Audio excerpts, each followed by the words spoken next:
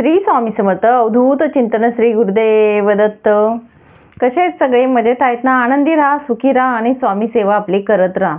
तर आजचा विषय आपला आहे की कोजागिरी पौर्णिमा येत आहे आता रविवारच्या दिवशी 28 तारखेला आणि आपलं त्या दिवशी चंद्रग्रहणही आहे. तर बऱ्याच लोकांना असा प्रश्न आहे की कोजागिरी पौर्णिमेच्या दिवशी आपण पूजा करावी का?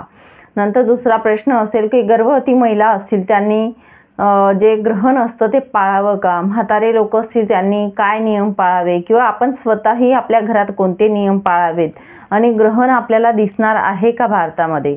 तर हे 2-3 जे काही प्रश्न असतील त्यांची मी थोडक्यात उत्तरं तुम्हाला द्यायचा प्रयत्न करेल. पण सगळ्यात आधी मी तुम्हाला सांगेल की तुम्हाला तुमचं मन काय बोलतं, तुमचा विश्वास असेल तेव्हाच तुम्ही त्या गोष्टी फॉलो करायच्या आहेत. तुमच्या शेवटी कसं असतं, विश्वास असतो प्रत्येकाचा. विश्वास कसा आहे, काय आहे त्याच्यावरतीच अवलंबून असतात ह्या गोष्टी.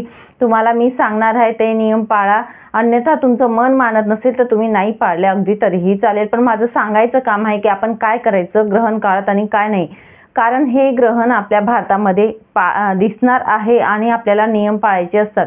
असं बोललं जातं की ग्रहण काळामध्ये आपल्या पृथ्वीवरती जी निगेटिव्ह जी नकारात्मकता असते ती जास्त प्रमाणात म्हणजे टाकली जाते किंवा त्या चंद्राचे जे किरण आहे, चंद्रग्रहण असल्यामुळे ते सोडले म्हणजे ते किरणांद्वारे पडली जाते आपल्या पृथ्वीवरती. म्हणून नकारात्मकता या गोष्टी वाढत असतात ग्रहण काळामध्ये. म्हणून नियम दिलेले असतात काही आणि आपण ते पाळायचे असतात. शेवटी आपली स्वतःचा विश्वास असतो, श्रद्धा असते, या गोष्टी आपल्या खूप महत्त्वाच्या असतात. तर तुमची इच्छा असेल त्याप्रमाणे तुम्ही करू शकतात.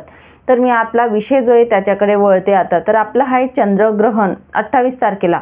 चंद्रग्रहणाचे वेध हे लागणार आहेत दुपारी म्हणजे 28 तारखेला दुपारी 4 नंतर, जे 4:05 जे वेध असतात ते लागणार आहेत.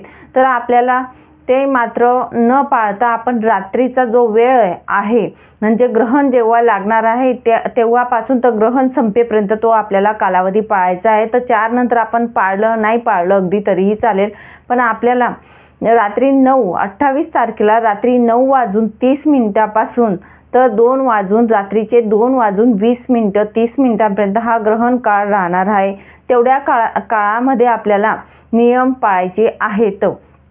तर आपण काय काय करायचं आणि काय करू नये ते मी तुम्हाला सांगेल. तर आपल्याला त्या काळामध्ये कुठलं म्हणजे जेवण वगैरे किंवा झोपणे ह्या गोष्टी टाळायचा प्रयत्न करायचा आहे, हे लक्षात घ्या. बाहेर गर्भवती महिला असतील त्यांनी बाहेर निघू नये किंवा मग चिरणे कापणे ह्या गोष्टी टाळायच्या आहेत. पूर्णपणे जेवण वगैरे करू नये, कारण असं बोललं जातं की वाईट परिणाम दिसायला लागतात आपल्याला गर्भवती ज्या स्त्रिया असतात त्यांच्यामध्ये. आणि भारतामध्ये हे ग्रहण पाळण्यात येणार आहे म्हणजे दिसणार आहे म्हणून हे नियम कटाक्षाने पाळा असं मी सांगेल. कारण उगाच काही होण्यापेक्षा आपण कधीही कोणतेही नियम पाळलेले बरे पडतात.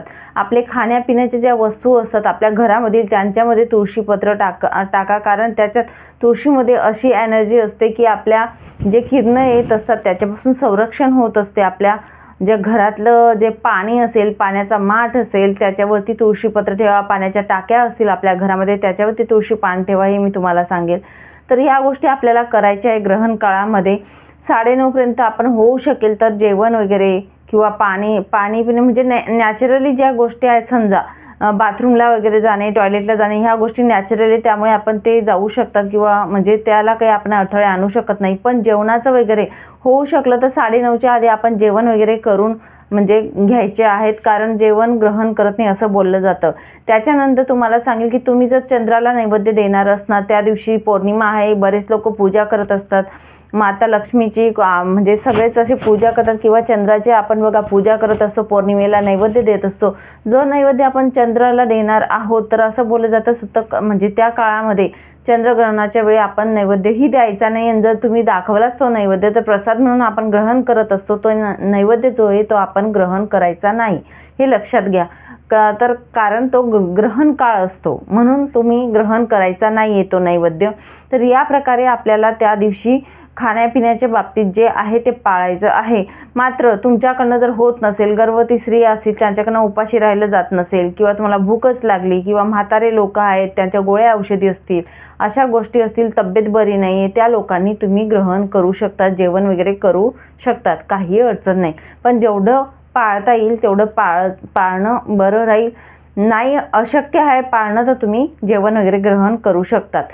परत तुम्हाला सांगेल की त्या काळामध्ये आपण कुठलेही धार्मिक कुठली कथा असो किंवा एखादी अध्याय असोत किंवा नामस्मरण करत राहा. देवाचा आपले गुरु असतील, कुठलेही देव असू द्यात, की कोणतेही देवाचं नामस्मरण करा किंवा ग्रंथ असेल, कुठलेही छोटे मोठे ग्रंथ तुम्हाला जे वाटले ते तुम्ही वाचन करू शकता. जेवढं नामस्मरण आणि धार्मिक गोष्टी करू आपण तेवढंच आपले म्हणजे तेवढं डबल पटीने वाढत चालतं असं बोललं जातं. ग्रहण काळामध्ये जी पण आपण सेवा करत असतो, कुठलाही मंत्र स्तोत्र घ्या तुम्ही, ग्रहण काळामध्ये आपण गुरूंची जर सेवा केली तर ती डबल पटीने घडत असते असं बोललं जातं. म्हणून ग्रहण काळामध्ये आपण आपल्याला पटेल ती सेवा अगदी आपण घेऊ शकतो. लक्ष्मीप्राप्तीची सेवा घेऊ शकतो, व्यंकटेश स्तोत्र घेऊ शकतो किंवा महाराजांचा मंत्र घ्या तुम्ही, नामस्मरण करू शकतात.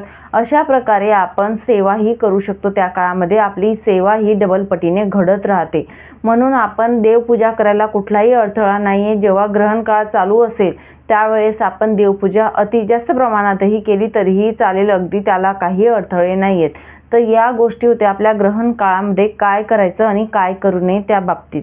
तर स्वतःची काळजी घ्या आणि व्यवस्थित आपल्याला जेवढं शक्य होईल तेवढे नियम अगदी पाळायचा प्रयत्न करा. शेवटी तुमची इच्छा आहे, माझं सांगायचं काम होतं. तुम्हाला किती म्हणजे पटीने विश्वास आहे या गोष्टींवर तेवढं तुम्ही पाळू शकतात आणि तुमच्या विश्वासावर सगळं अवलंबून असतं.